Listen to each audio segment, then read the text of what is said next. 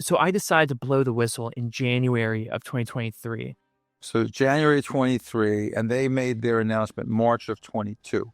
Yep. When did you find out about it? Probably like May, June 2022. May of 22. Yeah, so after that statement. So May of 22, but then it takes you, it's almost 7 months before you actually blow the whistle. Well, until I decided I would blow the whistle, it took me another 5 months to get a hold of a journalist. Because journalists just didn't believe the story, or they thought it was too explosive to take it. So after 5 months, I spent 5 months trying to reach out to journalists. Wait, so it's January 23, you start the process, or that's when you start? That's really when I started in earnest. Okay, and then sometime, I guess, around June, you get some traction? May of 2023. May of 23. So who's the first journalist that sort of takes you seriously? Or not takes you seriously, but actually engages with you? They probably all believed you, but nobody wanted to write the story. The journalist who ended up telling the story was Christopher Rufo. And on May 16th, 2023. Rufo? Yep. Okay, and May... what day? And yeah, the story comes out with me as the anonymous whistleblower on May 16th. May 16th. And then it all hits the fans, as they say. Yeah.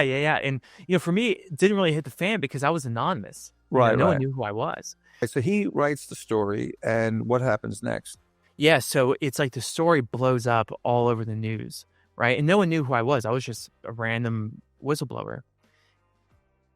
And then it was perfect timing because one day after the story came out, the Texas Senate votes to pass SB 14, which was a law that would ban these transgender interventions in children. And that was the day after. 24 hours later, yeah. And the reason it passed with bipartisan support is because of our story the day before. So it's like... But timing.